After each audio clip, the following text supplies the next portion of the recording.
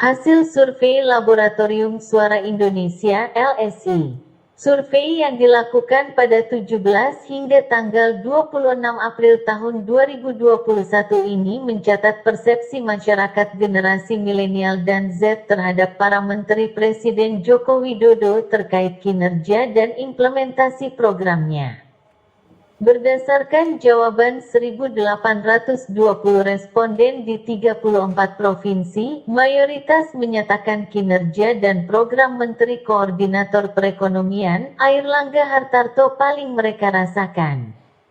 Airlangga Hartarto menjadi menteri yang programnya dan kinerja paling dirasakan oleh 89,60% masyarakat, ujar Direktur Eksekutif Laboratorium Suara Indonesia.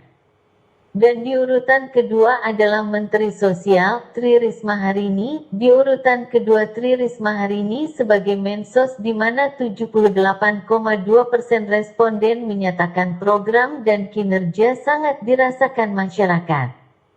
Di urutan ketiga Budi Gunadi Sadikin 77,20%, kemudian Sri Mulyani 77,10% dan Tito Karnavian 72,10%, beber Albertus.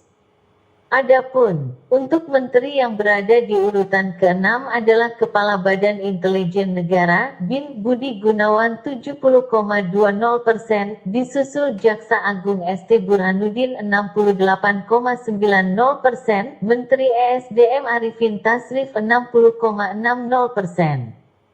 Menteri Perindustrian Agus Gumiwang Kartasasmita 60,10% dan Menteri Perhubungan Budi Karya Sumadi 57,2%. Selanjutnya, menteri yang memiliki persentase masih di atas 50%.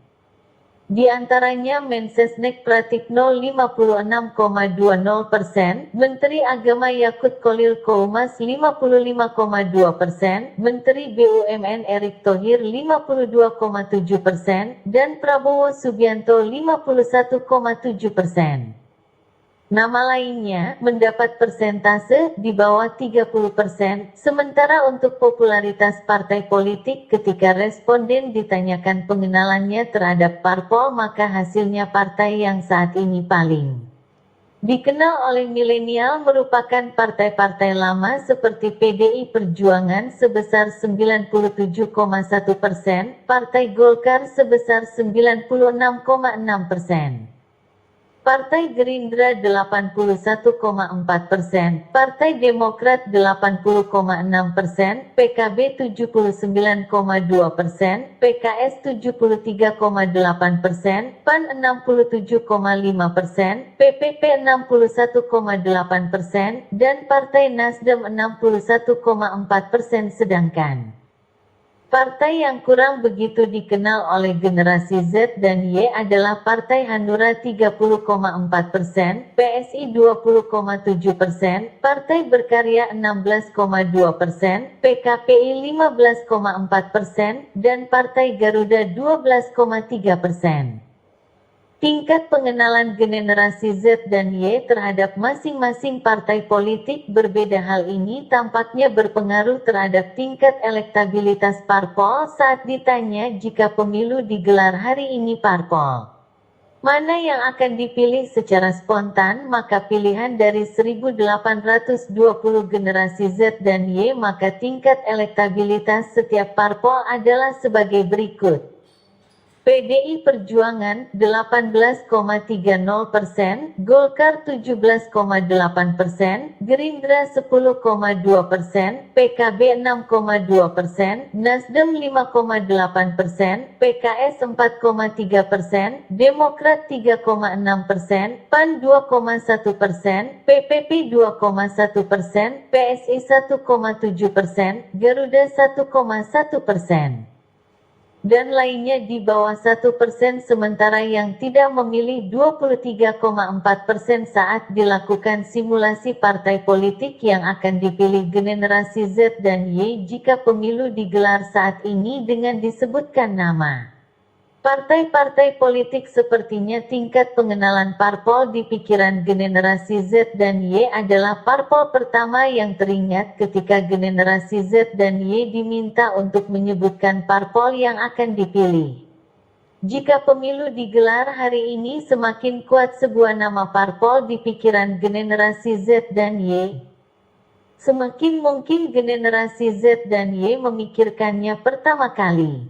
Ini penting karena akhirnya generasi Z dan Y membuat keputusan memilih berdasarkan nama parpol yang pertama kali muncul di pikiran mereka dan hasilnya tidak banyak berubah di mana pilihan pada PDI Perjuangan 19,3%,